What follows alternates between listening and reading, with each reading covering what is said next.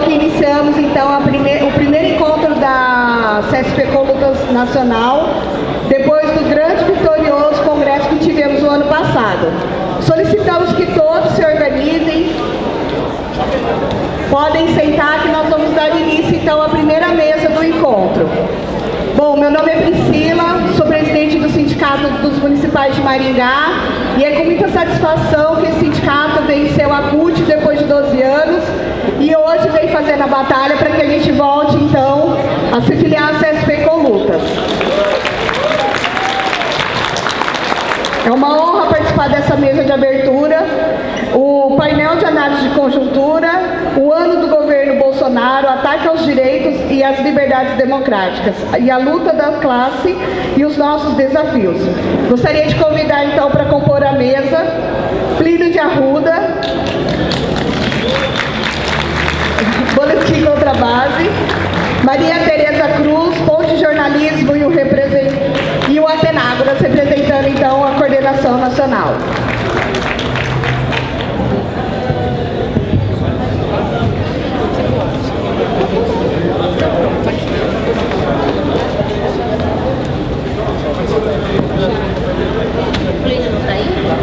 Cada palestrante terá então 30 minutos para poder explanar o seu pensamento. Nessa mesa não haverá debate, será só a explanação. Maria Tereza. Sorteia aí a ordem.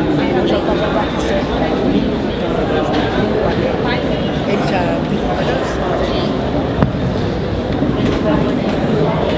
Bom, enquanto o Plínio não chega, vou apresentar também, ajudar aqui a primeira mesa de abertura da nossa plenária nacional. Eu chamo Davi, eu sou dirigente do Sindicato dos Químicos São José dos Campos da região, faço parte também da Unidos para Lutar e também da LS, Luta Socialista, na corrente do PSOL.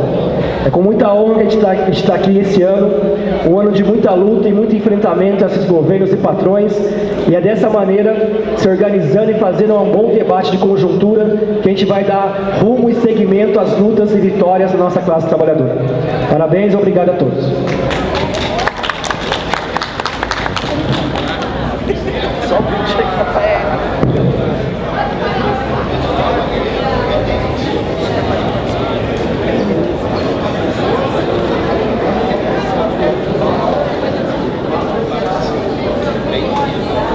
Se a gente, se ele esperou nós até agora, a gente tem a obrigação de esperar. Vai dar uma. Pode segurar e vai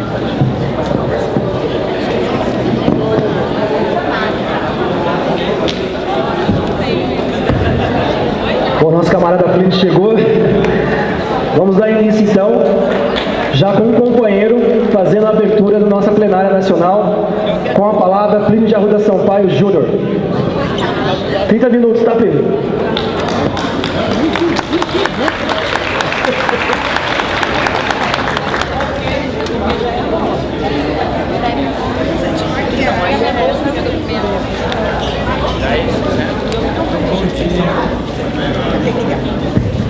Bom dia. Em primeiro lugar, eu agradeço o convite. É uma responsabilidade nossa de ter uma boa leitura da conjuntura para poder atuar nessa conjuntura, que é uma conjuntura complicadíssima. E para isso nós temos que entender o que é o governo Bolsonaro e nós temos que entender o que é a oposição ao governo Bolsonaro. E nós temos que entender qual é a nossa fragilidade para poder enfrentar o governo Bolsonaro. E o ponto de partida é entender o contexto mais geral que condiciona a luta de classes, que é a crise do capitalismo. Nós já falamos muito disso, eu vou falar rápido, mas só para contextualizar, para que isso fique presente. Nós estamos vivendo no capitalismo da crise estrutural. É o capitalismo que tampa um buraco, cavando um buraco maior ainda. É o capitalismo do abismo. É o capitalismo da catástrofe. é o capitalismo da barbárie. Isto em qualquer lugar do mundo, no centro e na periferia. É claro que a barbárie do centro é, por assim dizer, menos bárbara do que a barbárie da periferia, mas é barbárie. Então esse é um primeiro marco que a gente tem que ter claro. O segundo é que nós estamos neste movimento que é de longa duração. Não é uma conjuntura, é uma estrutura, no momento de crise econômica geral, no momento em que a economia está completamente paralisada, e isso já leva uma década. A incapacidade do capitalismo recompor um mínimo de dinamismo é uma prova que o capitalismo tampa um buraco, cavando um buraco maior ainda. A crise econômica não está resolvida, ao contrário, né? Nós estamos agora num momento da conjuntura específica de grande instabilidade na economia mundial. Bom, então esse é o quadro geral. Qual é o impacto deste capitalismo no Brasil? Como é que isto é sentido no Brasil? É um impacto devastador. A economia, a sociedade, a cultura, a política brasileira é extraordinariamente vulnerável a este cenário. E isso se manifesta na forma de uma crise econômica profunda. O Brasil vai completar agora praticamente 7 anos estagnado, parado. A indústria brasileira está sendo desmontada em ritmo acelerado. Nós vivemos uma crise social aguda, e nós aqui, todos que estão aqui, sabem isso, vivem isso. 1 de cada 4 trabalhadores brasileiros está ou desempregado, ou desalentado, nem procura emprego, ou subutilizado. Uma crise ambiental dantesca, que a gente vê na forma ou de incêndio ou de inundação. E uma crise que veio para ficar. E uma crise política que compromete a nova república. Nós temos que saber qual é o tamanho da crise. A crise é a crise terminal da nova república. Então, este é o nosso momento de crise profunda. Momento de crise profunda é o momento de mudança, de redefinição. E se a crise é profunda, a redefinição será profunda. E entender a luta de classes é entender a luta do velho contra o novo. As estruturas velhas resistem e as estruturas novas pedem passagem. E esse é um processo dialético. Quem mata o velho tem o direito de construir o novo. O que é matar o velho para a burguesia? É redefinir a sociabilidade burguesa. A burguesia está redefinindo tudo: as forças produtivas, as relações de produção, o padrão de intervenção do Estado na economia, a divisão internacional do trabalho, a cultura. A cultura agora, aqui, é esse aparelhinho aqui que define o que a gente vai ler, o que a gente vai pensar, o que a gente acha bonito. Então, este é o tamanho do problema. Qual é a resposta burguesa? É a resposta do grande capital. É a solução americana. Vamos redefinir a sociabilidade pensando no quê? Pensando no interesse do grande capital.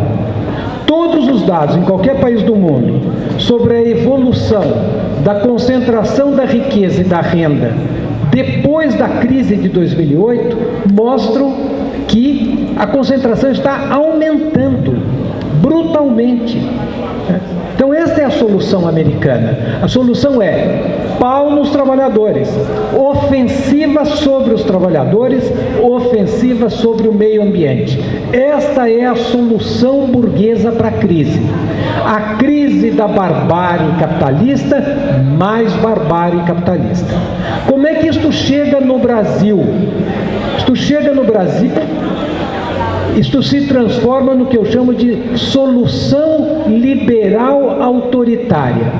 Então a burguesia brasileira fala, na economia, o que nós vamos fazer? Mais liberalismo, liberalismo extremado. E na política, solução autoritária, solução dos problemas políticos de cima para baixo com a mão dura da burguesia, que é tradição histórica brasileira. Há 500 anos os problemas são resolvidos assim, de cima para baixo. Bom, então este é o modelo. Na economia, como é que isso se traduz? No ajuste. Todo mundo ajoelhado para fazer o ajuste de curto prazo, que nós estamos assistindo, arroxo salarial, arroxo fiscal, privatização. Ajuste de longo prazo, que é posição mais especializada do Brasil na economia mundial, na divisão internacional do trabalho, menos Estado, esvaziamento das políticas públicas e rebaixamento do nível tradicional de vida dos trabalhadores. Na economia, qual é o projeto? Transformar o Brasil numa mega feitoria moderna, com tudo que vem junto. Qual é o trabalho de uma feitoria escrava? E qual é o trabalho de uma neofeitoria moderna? Neo-escravo. E é o que nós estamos assistindo.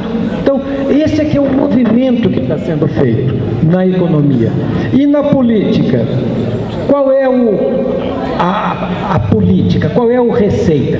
É negar a cidadania do trabalhador. O trabalhador não tem cidadania. O trabalhador é visto como um burro de carga, que se empacar tem que ser surrado. Essa é que é a visão que eles têm. Então, eles têm um projeto. O projeto deles é claro. Bom, e nisso nós chegamos no Bolsonaro, que é o tema nosso. O que significa a vitória do Bolsonaro? Significa a falência definitiva da nova república. Você diz, mas ela está viva, mas ela é uma viva morta. É um morto-vivo. Essa aqui é o que nós estamos vendo. Por quê? Se a gente for ver, não foi só o PT que foi repudiado. Foram todos os partidos. O PT até foi o partido que se saiu melhor, que caiu menos arrebentado. Porque o PSDB sumiu. O Aécio Neves virou pó.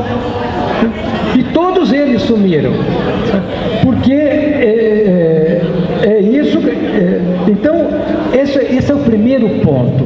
Isso é importante, porque se a nova república caiu, fundiu, na verdade morreu, como é que nós vamos resolver essa crise por dentro da nova república? Essa é uma avaliação que nós temos que ter. Como é que nós vamos fazer? Nós vamos puxar o cara do pântano pelos cabelos? A nova república está afundando. Bom, isto representa uma mudança estrutural, a chegada do Bolsonaro. Porque não é que a nova república morre com o Bolsonaro, ela vem morrendo. O estelionato eleitoral, para pegar uma coisa recente, 2013, jornadas de junho, quando a Dilma vem e finalmente se apresenta, porque ela entrou na clandestinidade, ela rememorou a juventude, entrou na clandestinidade. Mas depois de uns 10 dias ela fez um pronunciamento. E ela se colocou de que lado? Do lado da rua ou do lado do capital? Do lado do capital. Este foi o primeiro golpe na classe trabalhadora, desta sequência de golpes recentes. Aí veio o segundo, que foi o estelionato eleitoral. Aí veio o terceiro, que foi o golpe do Temer, que usurpa a soberania popular. Fala, ó, anula aquela eleição, vamos fazer o que a gente quer. A Dilma ganhou porque disse que não ia fazer o ajuste nem que a vaca tossisse, nomeou o Joaquim Levy, mas nós queremos mais do que o Joaquim Levy, porque ela ainda não faz no ritmo que a gente quer. Põe o Temer. E depois chega o Bolsonaro. O Bolsonaro é pior ainda que o Temer. porque o Bolsonaro é a violência política e social como solução para os problemas brasileiros. Bom, e com isso chega o Bolsonaro. Por que ele chega? Porque ele disputou o novo. A Lava Jato ia fazendo a vez do partido fora todos reacionário, minando a nova república, e o Bolsonaro falou, bom, mas alguém tem que construir o novo. E ele teve o tirocínio de falar, eu tenho uma solução. Na economia, Paulo Guedes, mercado puro sangue. Na política, intervenção militar. E depois ele arredonda, intervenção militar pelo voto. E com isso ele disputou o novo e ganhou. E o que é o novo? O novo é um museu de velhas novidades. O novo é colocar o Brasil no século XIX. O novo é a República dos Capangas, é a República dos Milicianos. Esse é que é o novo. E o que é a República dos Milicianos?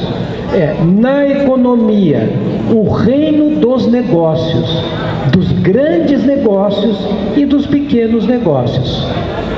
Essa que é a política do Bolsonaro. E na política? Na política é a mão dura. É a mão dura dos capangas da plutocracia brasileira. E isto, no fundo, é o quê? Isto se transforma numa política de Estado, que a gente tem que ter muito claro. Qual é a política do governo Bolsonaro? Que a gente olha e fala, mas o governo é incompetente. Não, o governo é bruto, é tosco, é corrupto, mas ele não é incompetente, porque ele tem uma política. A política é de desmanche do Estado Nacional. É da destruição de tudo que existe de articulado de políticas públicas. E isso o governo faz muito bem feito. Faz com figuras que são caricatas, que são toscas, que são brutas, mas que sabem o que estão fazendo. Não é? E isto provoca um confronto aberto com a classe trabalhadora. Claro, porque se você vai atacar sistematicamente a classe trabalhadora, isto vai provocar um confronto. Balanço do primeiro ano do governo. O que é este governo? O governo é tão ruim quanto parecia ser? Sim. É o governo do obscurantismo. É o governo que manifesta uma intenção real de fazer uma política totalitária, que é a política do vamos desmontar o Estado Nacional. Por que desmontar o Estado Nacional? Eu vou citar o Cazuza. Fizeram deste país um puteiro, pois assim se ganha mais dinheiro. Sem entrar no mérito das prostitutas que talvez não mereçam essa analogia. Mas por que você tem que desmontar o Estado? Para abrir o caminho para os negócios, grandes e pequenos. Agora, este é um governo totalitário? Não. O presidente é totalitário? Sim. Ele quer dar o golpe? Sim. E ele não esconde, ele é sincerão. Agora, temos um governo totalitário? Não temos. Ele falou, agora todos os meninos vão ter que cantar o hino nacional, recitar o lema do Bolsonaro e falar Deus acima de tudo. Mas, e as escolas estão fazendo isso? Não.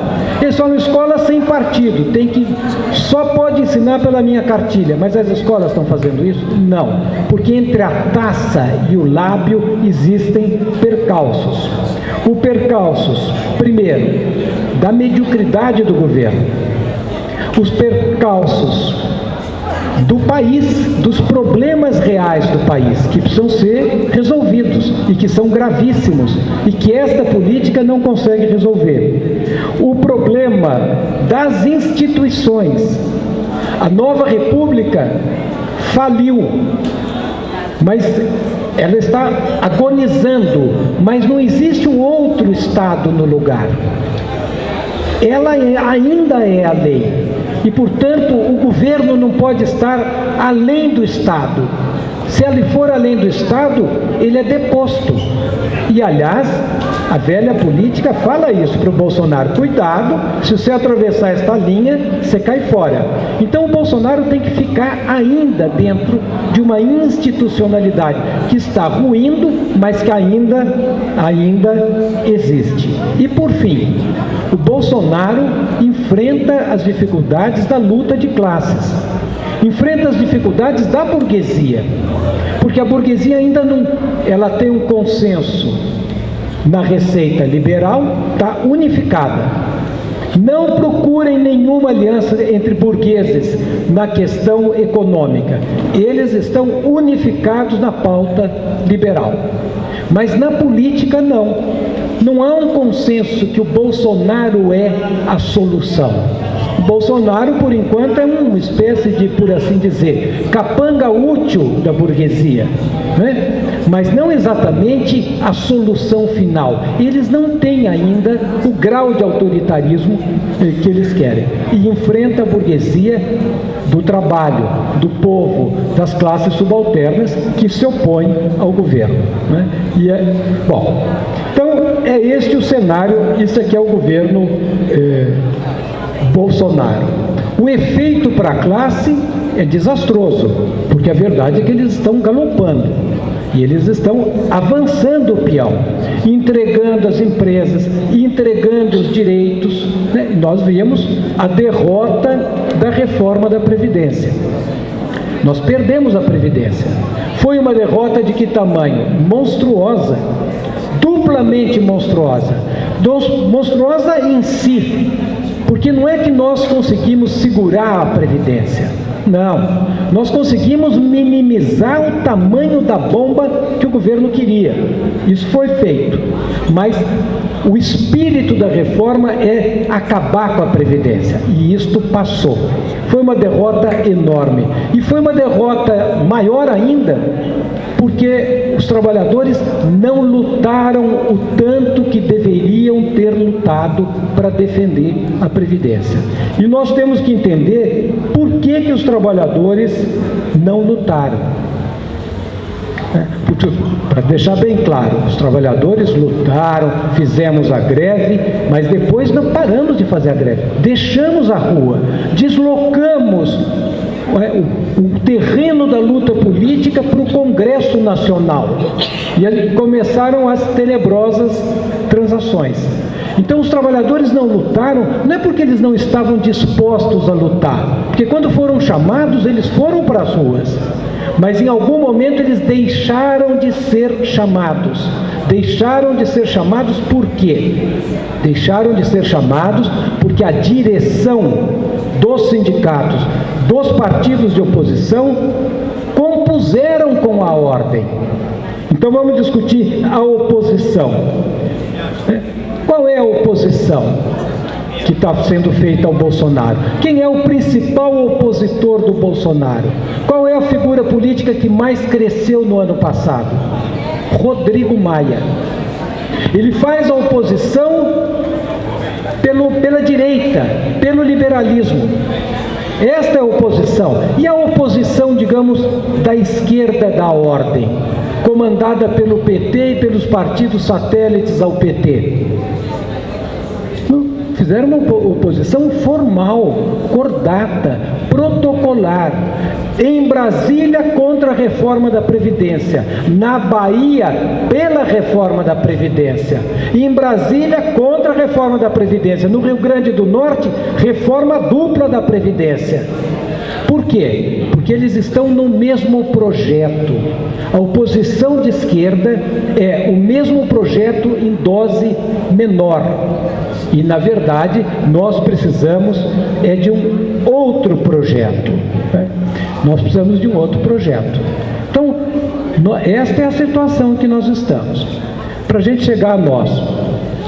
Em que pé está? Se a nova república está caindo, está agonizando, e o novo ainda não aparece, qual é a nossa situação? Nós estamos numa situação sui generis, muito única.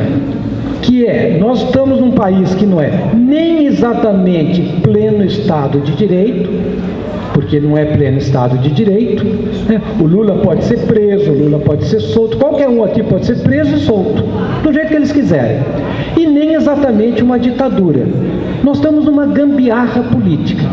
O Bolsonaro nem tem força para dar o golpe, e nem ninguém tem força para derrubar o Bolsonaro. Então o Bolsonaro fica este híbrido. E nesse híbrido ele se materializa numa espécie de um acordão. Solta o Lula, mas transforma o Lula numa espécie de bastião do fica Bolsonaro. Depois do Carlos Bolsonaro, eu acho que o maior defensor do Bolsonaro é o Lula. Ou não, né? Então, esta é a situação que nós estamos, né? Bom, e com isso nós temos que ver os nossos desafios, né?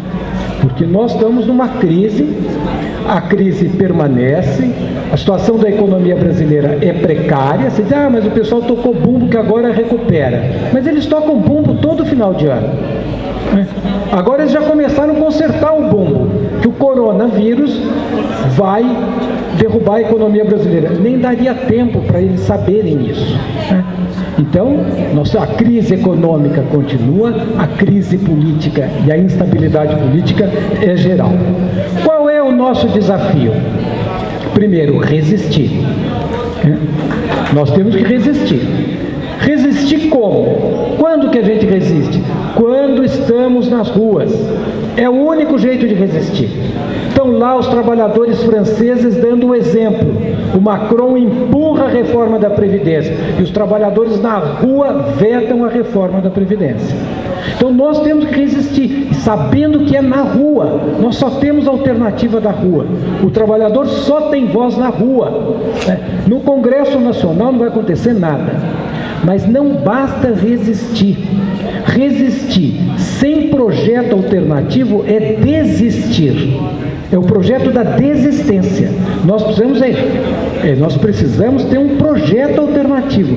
Qual é o projeto alternativo? É o projeto que disputa a conjuntura.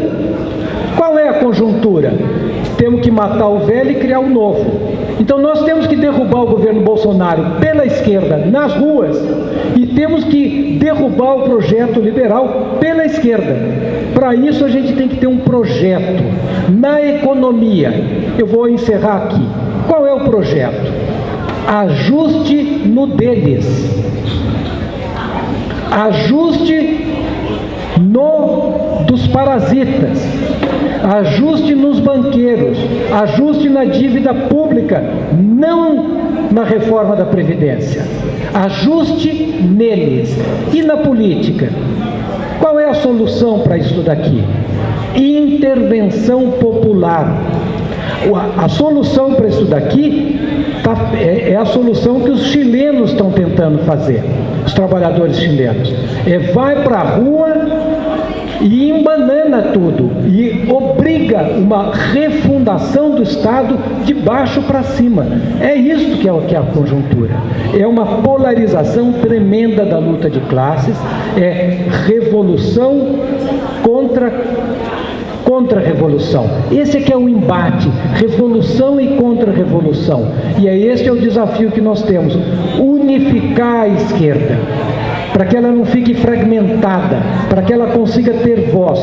E ter uma voz, que é ter um projeto alternativo. Este projeto alternativo tem que mexer em todos os problemas do povo. Nós temos, como é que dialoga com o povo? Porque o povo diz que está completamente hipnotizado pelas igrejas evangélicas. Então tem gente que começou a ler Bíblia para poder conversar com o povo. Eu não tenho nada, quem quiser ler Bíblia, lê Bíblia. Isso é um problema pessoal. Mas o jeito de conversar com o povo é falar dos problemas concretos do povo e oferecer mudanças imediatas, concretas aos problemas do povo.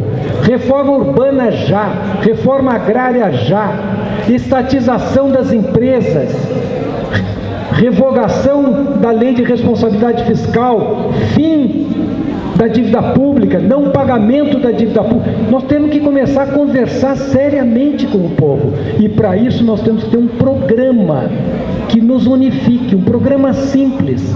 O programa do Bolsonaro era simplérrimo. Paulo Guedes para a economia e intervenção militar para tudo o resto. Ele falava basicamente duas coisas. Fim do neoliberalismo e intervenção popular. O que nós vamos falar? Nós vamos ter que definir coletivamente. Mas nós temos que mudar, ter uma outra dinâmica para estar à altura desta conjuntura. É um tempo de transformação profunda. Nós vamos ter que nos unificar, ter um projeto claro, pôr o barco no mar para poder ter o que dizer para a classe, porque a classe quer lutar. É só ver os sambas, por exemplo, do Rio de Janeiro. Pega os principais sambas. O povo quer lutar, a inquietação é enorme, mas o povo não tem voz política, porque a burguesia tem a força de impedir que o povo tenha voz política. E esse é o desafio que nós temos que enfrentar. Obrigado.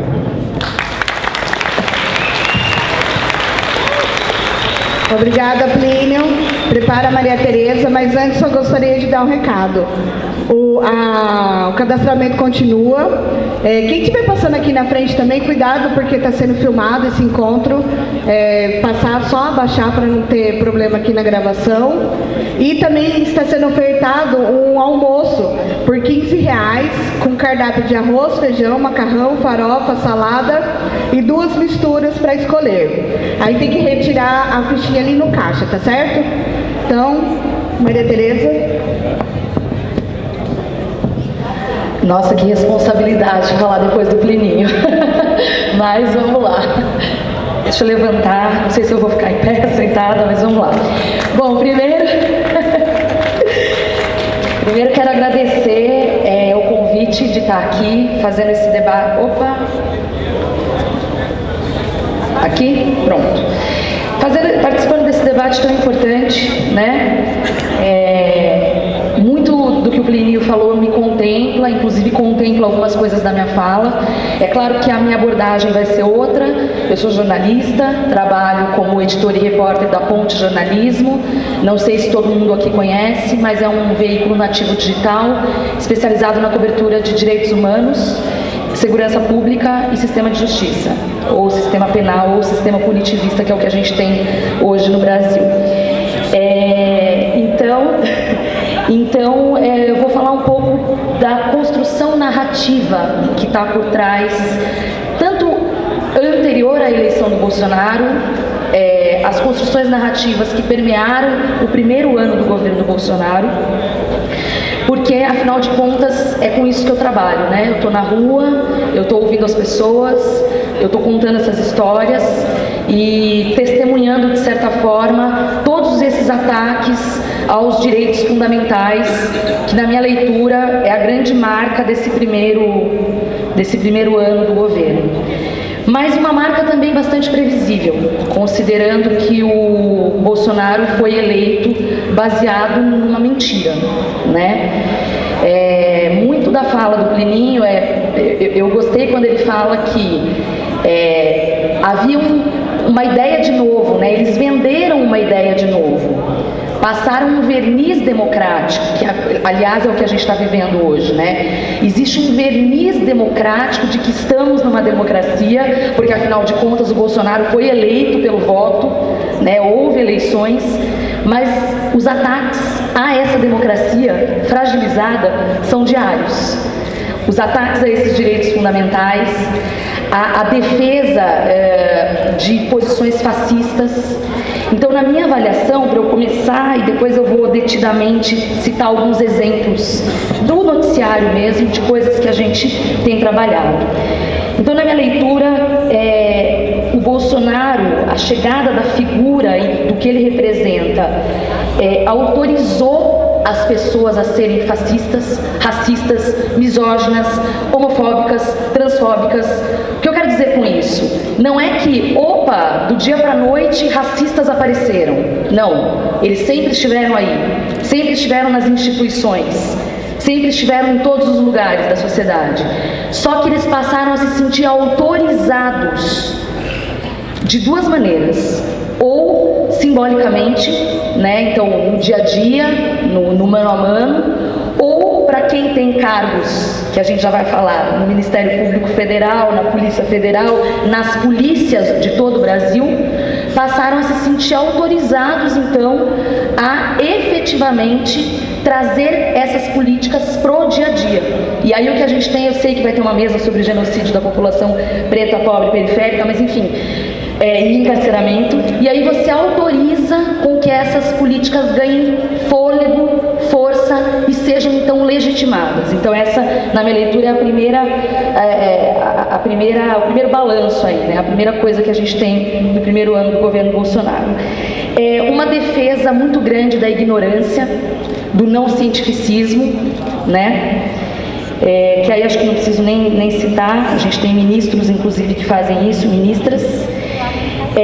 A questão das fake news, e aí eu faço uma parte com relação aos ataques à liberdade de imprensa.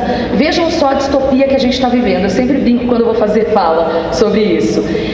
A Folha de São Paulo e a Globo, que de certa forma contribuíram muito para o projeto de golpe e tudo mais lá atrás, hoje são vistas pelo bolsonarismo, pelos bolsonaristas, como mídias de esquerda. Tipo, é uma distopia muito louca, né, o que a gente está vivendo, né? Folha de São Paulo, inclusive, que quero também destacar que tem feito um trabalho bastante combativo com relação à família Bolsonaro, né? Tanto que está sendo atacada por isso. O pessoal da Folha de São Paulo está preparando, em breve vai sair, eles fizeram um apanhado, estou contando aqui, dando spoiler, eles fizeram um apanhado no ano passado de todas as vezes que o Bolsonaro fez ataques diretos aos profissionais da imprensa da Folha de São Paulo. E eles vão construir um vídeo, assim, né, com todas as vezes que o Bolsonaro... Então, cara de homossexual terrível, né, enfim, homofobia e ataque à imprensa, desqualificação sexual, a questão recente dessa semana da Patrícia Campos Melo, que foi a jornalista que divulgou o esquema do disparo em massa do WhatsApp, que pode ter, então, contribuído muito para a eleição do Bolsonaro, dizendo que ela havia trocado favores sexuais para conseguir as informações. Então, mais um ataque, uma desqualificação à condição de mulher, uma misoginia completa, enfim. Os comentários dele sobre os indígenas, os povos indígenas, que eu também já vou chegar nisso. Então, isso é o que temos, é essa construção narrativa baseada em mentiras, baseada em uma autorização e legitimação para dizer absurdos, e esses absurdos são ditos, e ao mesmo tempo, aí agora eu vou fazer uma meia-culpa até, uma autocrítica da própria imprensa, que agora mudou um pouco a estratégia, mas se vocês observarem, nos primeiros 6 meses, a imprensa estava aturdida. Por quê? Como o Plininho falou, se tem uma coisa que o Bolsonaro é sincerão. Ele fala as coisas mesmo.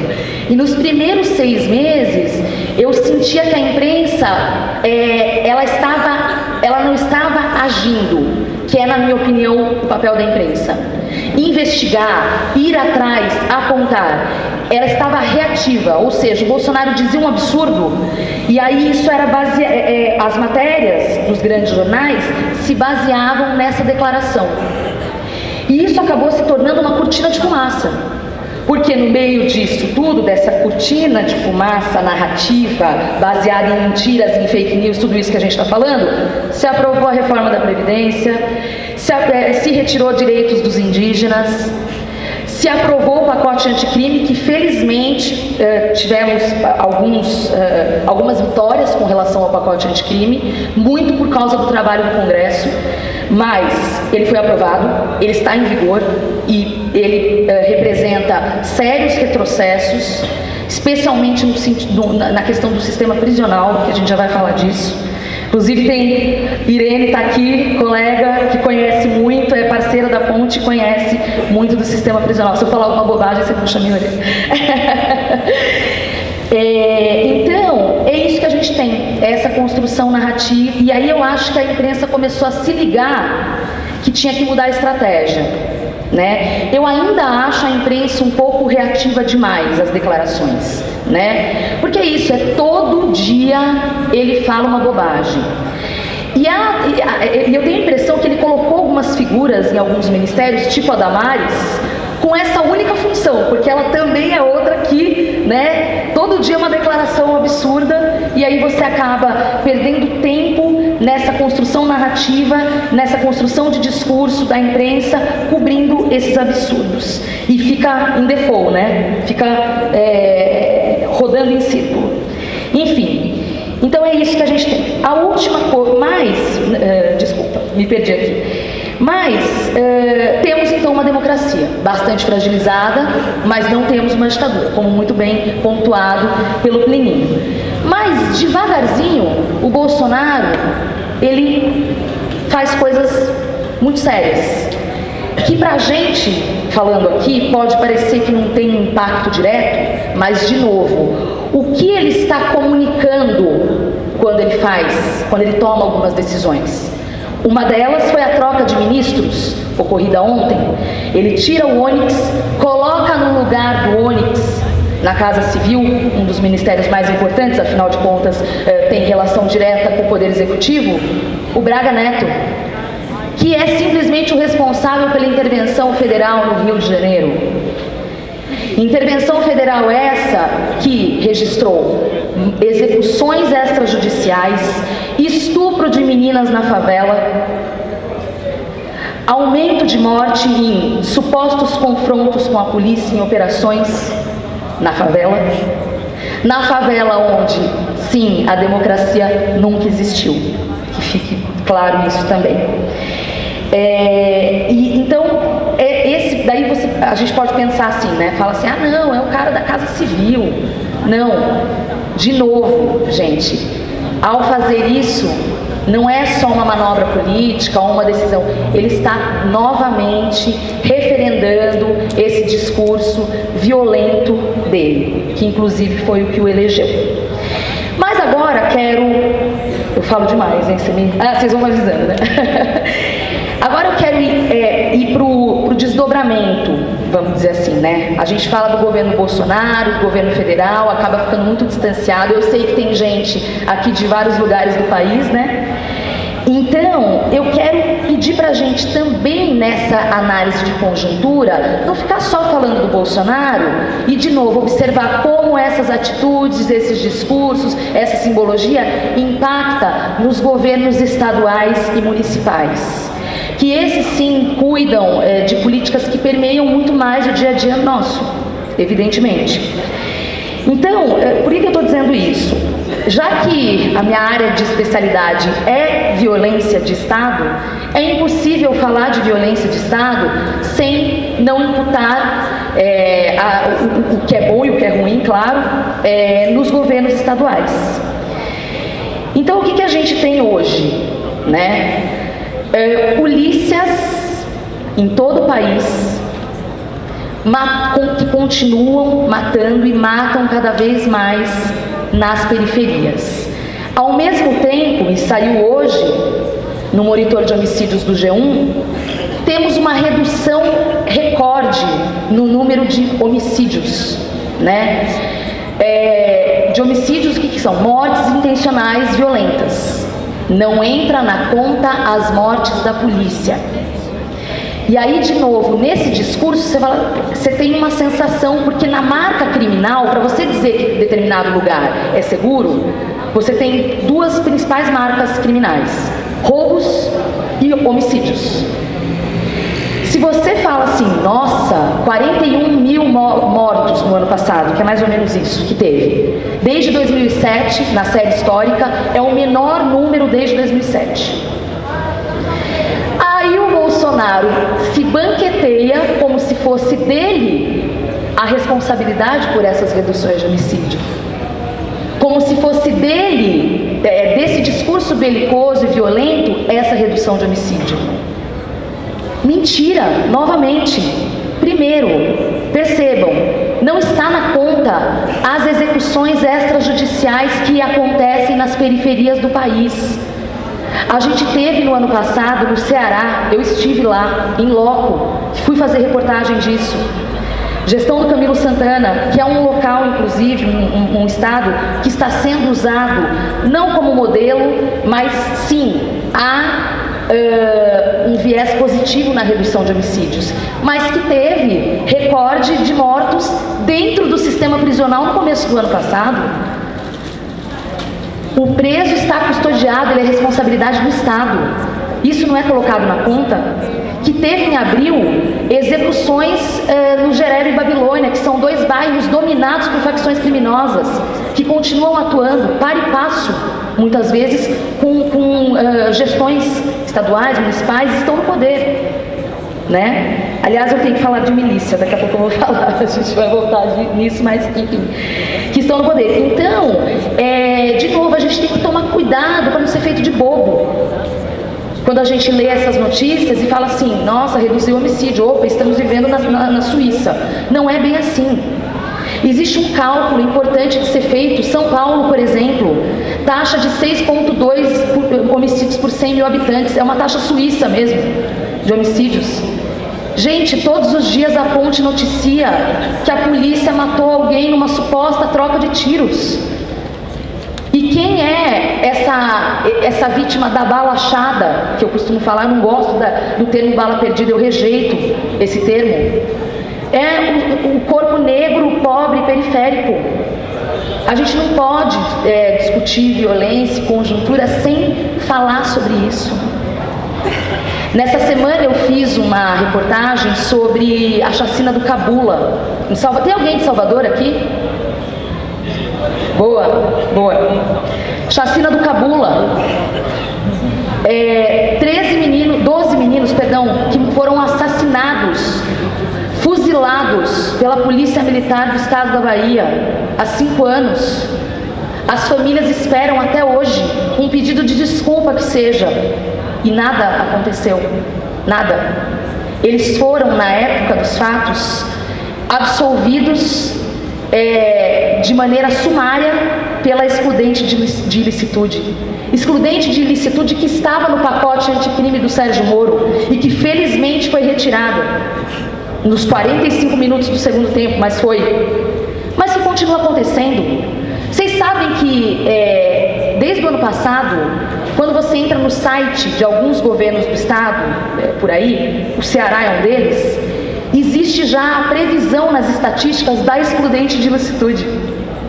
Está escrito assim, ó, mortos pela polícia, asterisco, esses não entram na conta dos homicídios por causa da excludente de ilicitude. Isso é grave. De novo, um discurso que está referendando e legitimando uma política violenta. Bom, e aí sobre o Cabula ainda, desculpa, eu entrevistei o Kleber Rosa, que é um policial negro do movimento dos policiais antifascismo, que comentou a questão da chacina do Cabula. E ele falou assim, o grande problema, Maria Tereza, é que a esquerda, de uma forma geral, acha que o debate da luta de classe, da questão social, nos contempla, não nos contempla mais a nós negros. A gente tem que debater também sobre recorte de raça, que não é um recorte, não pode ser uma pauta satélite, tem que ser uma pauta principal. Eu acho que a fala do Kleber é muito sintomática desse momento que a gente está vivendo. Bom, seguindo, eu errei aqui na ordem, eu queria falar das milícias, que daí tem a ver com o Bolsonaro. Eu vou voltar e depois eu volto para o governo do estado. Deixa eu só ver, 17, vamos lá. Vamos lá.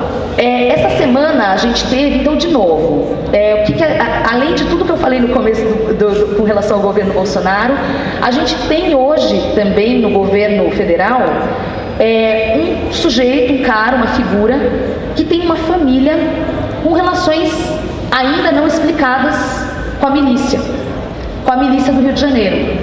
E a milícia o que é? É um crime organizado com participação do Estado, basicamente. Eles fazem a mesma coisa que o crime organizado. A diferença é que, até muito pouco tempo, eles não lidavam com o tráfico de drogas, mas já há informações hoje na Zona Oeste do Rio que milicianos já estão também trabalhando com o negócio do tráfico de drogas, porque, na verdade, o negócio deles é lucro, né? Então pode ser qualquer um. Tivemos o assassinato do capitão do BOPE, do ex-capitão do BOPE, miliciano, Adriano Magalhães da Nóbrega, no domingo, na Bahia. Numa operação bastante questionável. E o que acontece? Bolsonaro e seus filhos, Flávio, que é o que está mais implicado, silenciam. Nada foi dito durante a semana toda sobre esse episódio. Porque existe uma tentativa de descolamento, de novo, que é mentirosa. É uma tentativa justamente de, isso aqui não é meu. Né? O próprio Flávio, quando começaram a acontecer as coisas, não sei se vocês repararam, alguns jornais que são mais próximos do Bolsonaro não usavam Flávio Bolsonaro, usavam só Flávio, né? Para não ficar a marca que é filho do Bolsonaro, né? Então, você tem a atuação, nesse caso específico, a relação com a família Bolsonaro e a relação com o crime da Marielle Franco. Crime esse que também não foi solucionado, até hoje, porque se temos quem atirou, não temos o mais importante, que é o mandante e o motivo.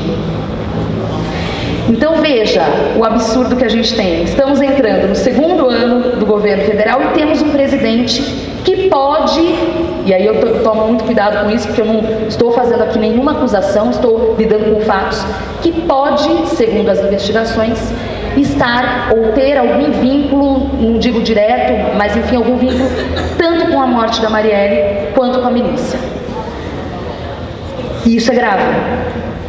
E aí você tem nele, de novo, nas pequenas atitudes, ao escolher Sérgio Moro para o ministro da Justiça, ao ignorar a lista tríplice do Ministério Público Federal no ano passado e nomear o Aras, Augusto Aras, uma tentativa de engavetar essas investigações. Afinal de contas, todos sabemos que a investigação contra o próprio filho dele foi uma das que ficou por isso mesmo. Espero que seja reaberta, mas que até o momento ficou por isso mesmo. De novo, criação de narrativa baseada em mentiras e pequenas peças nesse xadrez político para que ele consiga seguir impune. Bom, agora eu vou voltar para a questão da liberdade de imprensa, que eu acho que é importante a gente falar antes de acabar o meu tempo, que tem, de novo, a ver com todo esse discurso e na atuação mais direta com os governos do Estado. Me perguntaram recentemente se piorou. Qual é a minha sensação? Se piorou? Sim, piorou. A gente tem medo, a gente está em risco constante. Eu tenho medo de executar hoje o meu trabalho. Eu tenho medo de denunciar grupo de extermínio da polícia. Quem vai me proteger? Se está havendo essa autorização para que se faça justiça com as próprias mãos, enfim. Tivemos recentemente 2 casos graves, que eu quero deixar registrado aqui, de profissionais da ponte que apanharam da polícia no protesto, em manifestação, que ocorrida aqui por causa do movimento Passe Livre, né? Que tem uma pauta justa, que é a questão do direito ao transporte, o aumento abusivo da tarifa de transporte, que onera o trabalhador, que tem que pegar 2, 3 transportes para chegar de repente no trabalho. Tivemos esses profissionais que apanharam e o fotógrafo Daniel Arroio, que foi chamado pelo nome por um policial do BAEP. Ah, esse aí é o Daniel Arroio da ponte. Como é que fica o direito à livre imprensa, à liberdade de expressão? Como é que fica? Questões. E por fim, uma outra coisa que eu quero chamar a atenção ocorrida nessa semana, a ver com discurso, com construção narrativa, foi a questão das chuvas Veja bem, e a questão da moradia, que também é uma pauta que tem sofrido muito ataque, cada vez mais, a ideia de que morar é um privilégio. Morar não é um privilégio, morar é um direito. E aí, quando acontece a chuva e São Paulo fica caótica, o que o governador em exercício, Rodrigo Garcia, vai na TV e fala? Que a culpa das enchentes são das moradias, das ocupações irregulares, que enchem de lixo o córrego. Não é culpa do investimento, do orçamento, dos 150 milhões que não foram colocados onde deveriam ter sido colocados, não é. É culpa de quem não tem onde morar. Então, mais uma vez, trazendo, e a reintegração de posse do Jaraguá, que eu também não posso me furtar de falar, porque está acontecendo nessa semana, hoje inclusive, com algumas modificações lá, estão tendo alguns andamentos. Reserva indígena, mais um ataque ao direito dos povos indígenas, povos originários, referendado por quem? Pelo discurso do Bolsonaro. Então a gente tem que entender a conjuntura não como una, porque o Bolsonaro é binário, mas a sociedade não é. Somos complexos, a sociedade é complexa. E se a gente não entender essa conjuntura e como ela se permeia em vários níveis, eu acho que vai ficar difícil da gente entender onde a gente está e chegar no que o Plininho falou, de propor um novo projeto político, porque esses aí que estão aí não estão contemplando mais. É isso.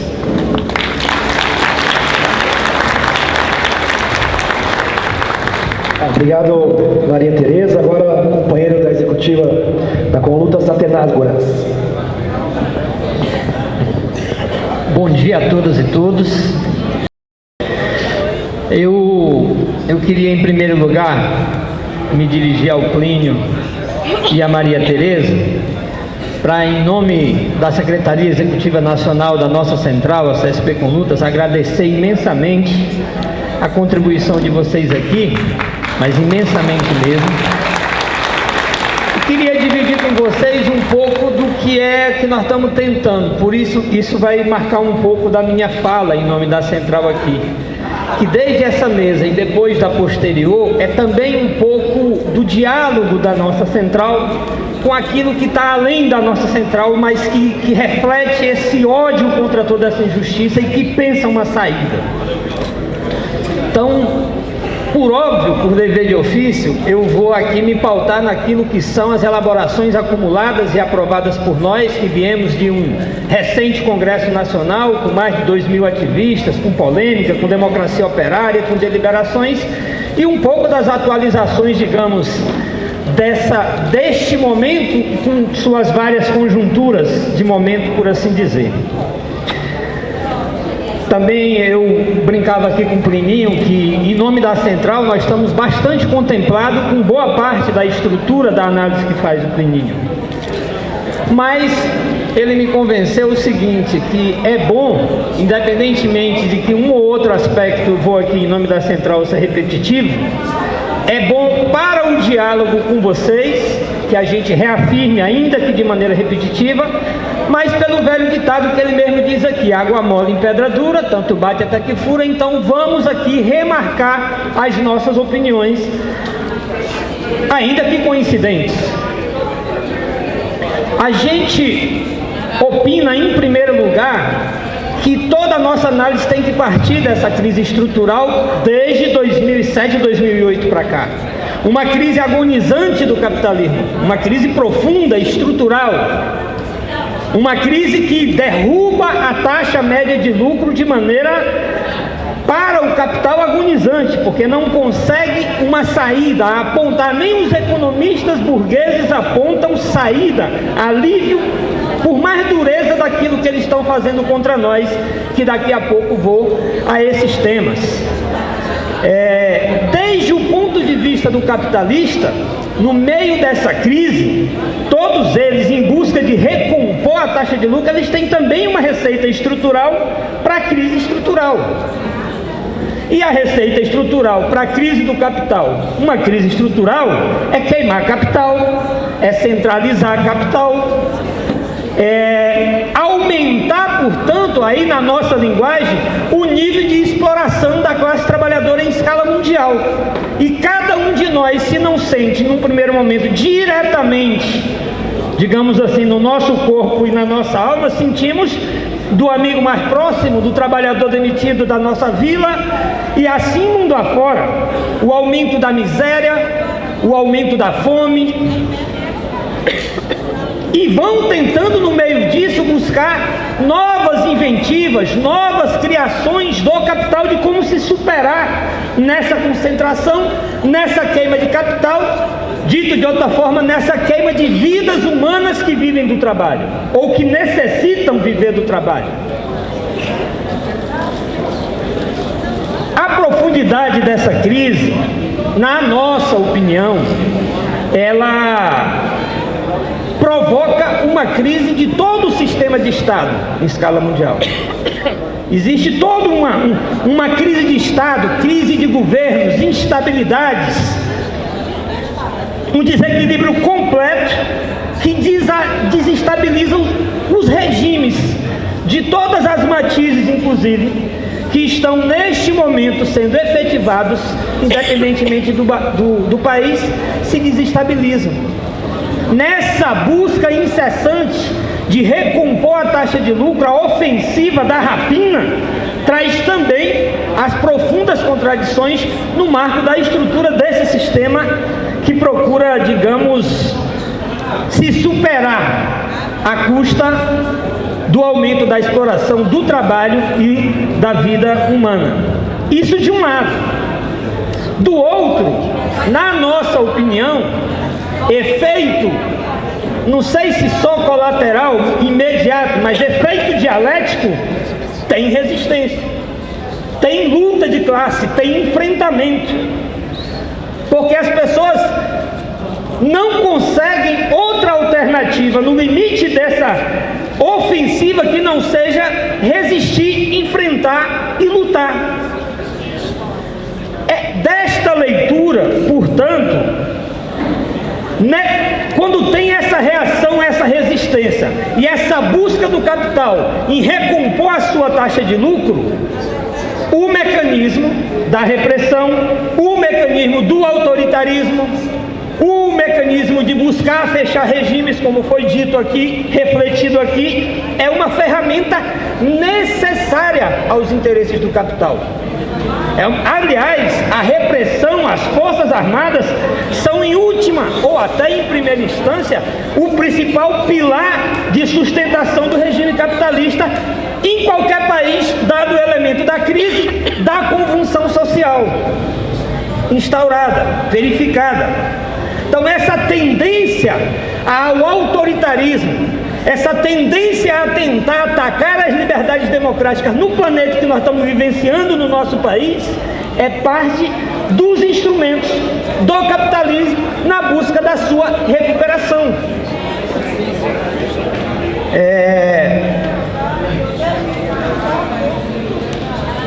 Dito de outra forma, toda esse arcabouço, toda essa logística do grande capital resulta em jogar as consequências da crise, que é deles, nas costas de quem vive do trabalho. A transferência da crise, que é deles, sobre as nossas vidas. E essa lógica não tem fronteira. A lógica do capitalismo na crise estrutural não tem fronteira. Essa lógica ofensiva para eles é internacional. E, portanto, a nossa análise, a nossa busca de leitura, de reação, de organização, de mobilização também não cabe mais fronteira. É necessário o olhar completo e o se enxergar enquanto irmão de classe do Oriente ao Ocidente, em todos os seus extremos, para poder enfrentar esse grau de ofensiva, esse grau de ataque que nós sofremos. E quando eu digo nós, em especial nós dos ditos países periféricos. Nós aqui do Cone Sul, nós da América Latina, nós brasileiros.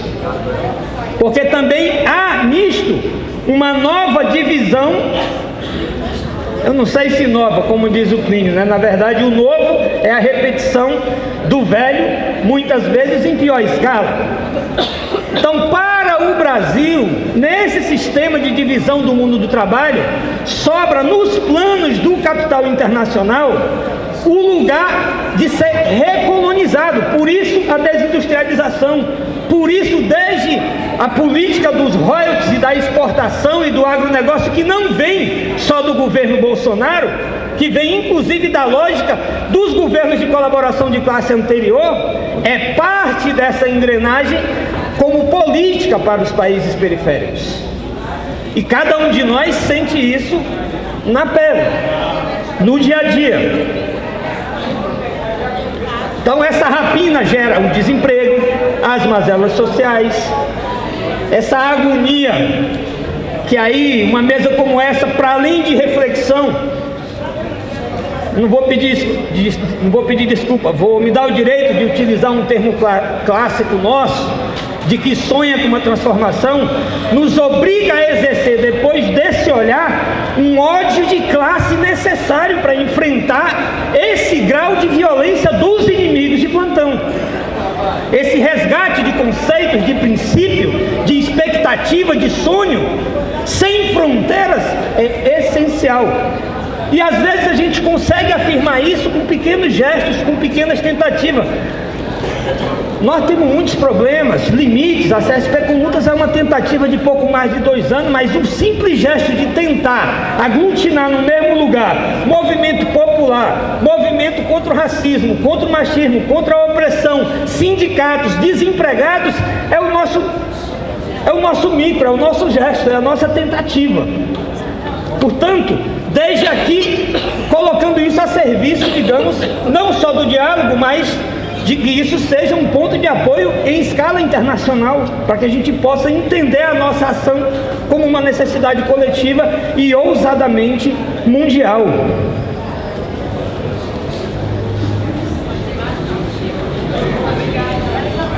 Frente a essa crise, segundo a ótica nossa, das nossas análises, portanto, o que o mundo vive é um estágio de polarização social fortíssima, uma ofensiva brutal, mas aspectos de levante de resistências fenomenais. Não à toa nós temos o orgulho de ter aqui amanhã uma companheira representante dos lutadores e lutadoras do Chile. Não à toa nós temos aqui amanhã conosco uma companheira representando a greve que derrotou as intenções macros da reforma da Previdência da França. Uma companheira lutadora da Argentina, para a gente fazer esse diálogo geral, essa solidariedade ativa, essa elaboração, digamos, comum. Então essa polarização para nós gera vários fenômenos, entre eles um fenômeno mundial e no Brasil, que é esse que simplesmente a gente chama do crescimento da ultradireita. Para nós da CSP Conlutas, para o nosso Congresso, diferente de encarar essa realidade como uma onda conservadora mundial e ponto, nós vemos o aspecto da ultradireita como um fenômeno real, mas como parte da polarização que está em disputa. Há um questionamento ativo do sistema, do regime e a busca de alternativas. Não é à toa todos esses meses de luta no Chile, que simbolicamente começa por uma cifra e que depois se diz, não é por 20, vou usar o termo centavo, que eu nem lembro lá a moeda de lá, mas é por 30 anos, contra 30 anos. E o papel que as direções do movimento, frente a esse povo que está lutando, tem que cumprir, é parte importantíssima da reflexão que nós temos que fazer na CSP Conlutas, e em parte da afirmação da nossa obsessão por uma entidade com corte classista e que aponte a intervenção direta na busca de transformar essa realidade. Tem uma estrutura básica, no entanto, quando a gente traduz a nossa ação, o nosso plano, em nível de Brasil, refletindo o papel das direções e o elemento estratégico e programático, de uma maneira muito simplória, a base das nossas resoluções diz o seguinte: por exemplo, no Brasil, a nossa luta para enfrentar a ultradireita não se confunde para a CSP com lutas em refortalecer os projetos de conciliação de classe recentes, que inclusive tem responsabilidade de ter nos feito chegar até a desgraça que nós estamos vivendo hoje. Com base nisso,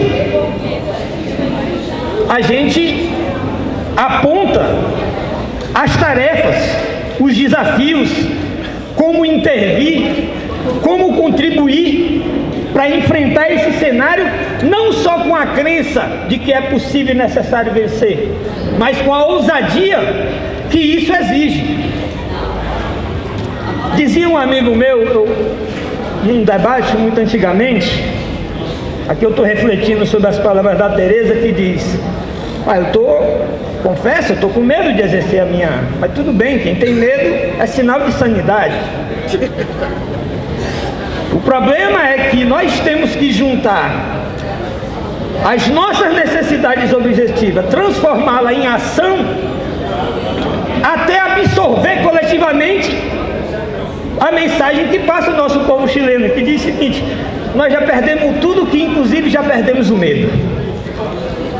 E daí nós temos que avançar juntos. Esse cenário, companheiros e companheiras, para vários dos nossos mestres, não quer dizer aqui nada facilitador. Quer dizer que, mesmo sendo polarização social, é difícil no mundo e é difícil no Brasil. Agora, para citar um dos nossos mestres, Trotsky nos alertava o seguinte: é perigoso, mas também traz oportunidades. E para poder aproveitar a oportunidade é necessário ousar sobre o que na luta direta nós vamos apresentar de saída para a humanidade. E no nosso caso, de saída para o nosso país, frente a um governo de ultradireita, frente à oposição de conciliação de classe, ou às vertentes burguesas, como Ciro Gomes e etc. da vida. Ou, no geral, frente ao terreno das eleições burguesas. Porque ter esse lastro para nós da CSP com Lutas também significa que o terreno para enfrentar isso é o terreno das ruas, prioritariamente o terreno da luta de classe, da luta direta, da luta aberta.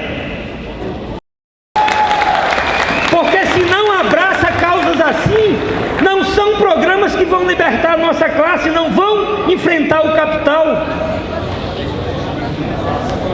Pequenos, mais ousados, crentes na possibilidade dessa transformação, com um programa, na busca do limite das nossas forças, das nossas precariedades, na busca de ter uma leitura mais global, de partido imediato da necessidade da classe, mas de apontar uma saída estratégica, de defender, se necessário, com a vida, porque é isso que está sendo feito no nosso país vizinho.